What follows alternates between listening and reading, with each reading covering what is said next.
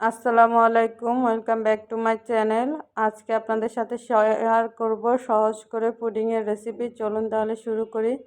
এর জন্য আমি এখানে 4টা ডিম নিয়েছি। ডিমটা ভালো করে ফেটিয়ে নেব এবং আধা কেজি দুধ নিব। দুধটা ভালো করে জাল করে নিব।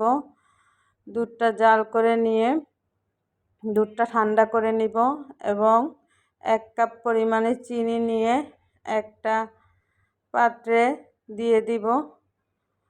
চুলার হিট বাড়িয়ে দিয়ে ক্যারামেল তৈরি করে নেব। পুডিংয়ের জন্য যে ক্যারামেলটা দরকার, চুলার হিটটা জোরে দিয়েই ক্যারামেলটা তৈরি করে নিব।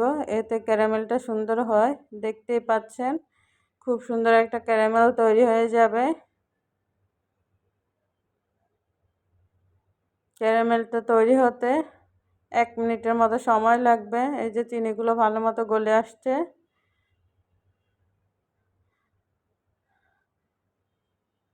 ব্যাস, আমার ক্যারামেলটা তৈরি হয়ে গেছে। এবার যেই বাটিতে আমি পুডিংটা তৈরি করব সেটার মধ্যে ঢেলে নিয়ে ঠান্ডা করে ভালো করে সেট করে নিব এবং দুধের মধ্যে ডিমটা দিয়ে ভালো করে মিশিয়ে নিব। দুধ আর ডিমটা ভালো করে মেশানো হয়ে গেলে একটা ছাঁকনি দিয়ে ছেঁকে পুডিং তৈরির বাটিতে ঢেলে নিব। দেখতে পাচ্ছেন ঢেলে নিয়েছি। এখন আমি এটা ভাপ দিয়ে নেব।